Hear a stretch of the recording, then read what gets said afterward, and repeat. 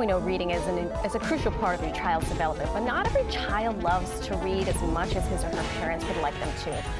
Turns out there's an app for that, Laura. Yes, thanks to technology, there are apps that can make reading more fun and engaging. And joining us now, we have Vanessa Wojtaszek, the Director of Audience Development here at News 8, with ways to bring the joy back in reading. Absolutely. Thanks for being here, Vanessa. Yeah, you're welcome. We got to get a little star for this part of the sofa. She's like the recurring tech lady for us. So talk to us about the fact that you know, not every kid really likes to read, but they like their technology. They do. Kids these days carry around their iPhones, their iPads. Or their parents' iPhone. Yes, exactly. Everywhere they go. So they're trying to really kind of make it a game, make it engaging. They're already on their phones, so there are so many apps that could teach them how to read by playing different games. All right, and you have a few. Well, the first one is called Endless Reader. Yes, Endless Reader is actually a really fun kind of monster app. They're these little monster characters that teach you how to sound out words and letters to create one word.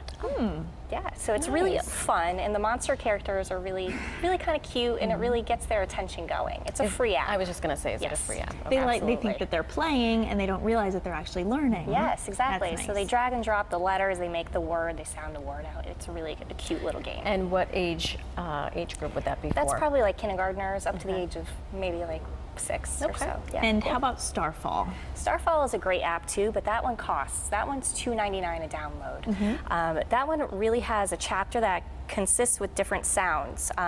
So you're able to sound out words through like different learning systems, whether they're interactive, they're really engaging lessons for them. They have puzzles, pictures, word sorts, lots of learning games to really enforce the reading. Yeah, I think also when children have this visual, I obviously 2 boys, and they both learn very differently. One needs to see a picture attached to something, and that sort of helps him, and one would rather not see any pictures and just words. So I think that one you were just showing us had sort of a picture, which kind of helps some learners. It does. For the visual learners. The visual learners. And then there's the Reading Rainbow, Skybrary. Skybrary. This one has 2 different things. So it's kind of, LeVar Burton reads you a book, just like back in the 80s and 90s. You know, I grew up with Reading Rainbow. So he takes you and transports you into these stories. And the second version of that is really the reading part of it. So you could either have him read you the story or the child could read the story themselves. This app has a monthly subscription fee though. Interesting. Okay. Yes. Bob's Books. Bob's Books. This one also costs, it's $3.99, but I mean, these apps are well worth the price, the minimal download price. It's a series of different apps, and they show connections between a letter and the sound they make.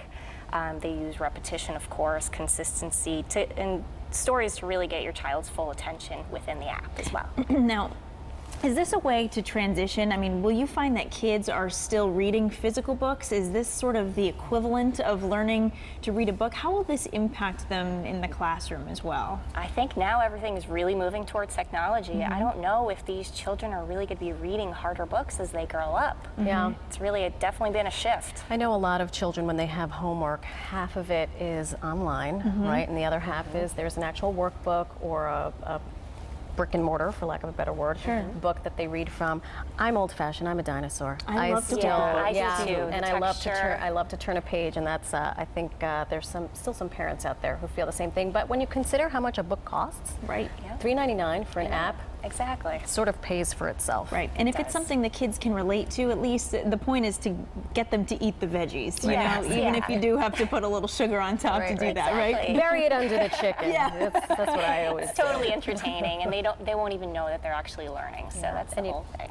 Speaking on the subject of reading, News 8, along with ABC and Disney, are offering another way to share the magic of books through a friendly competition between all 50 states. You can vote for Connecticut to receive 100,000 books by going to firstbook.org/vote. If our state is chosen, these books will go to those in need around the entire state. I love that. And we actually had an event a couple weeks ago at the West Farms Mall in the Disney store. That's for right, this. you were there, right? And yeah, and there were a lot of kids who were so into reading. They, you know, it's nice to still see that, you know, and they were enjoying the physical book as we were talking so about. great. All right, Vanessa, thank you so much. You're welcome. Thank you. We'll make sure there's a star here next time. And we have a lot more coming up on CT Style, including, Laura, a delicious breakfast. Yes. And not just a breakfast.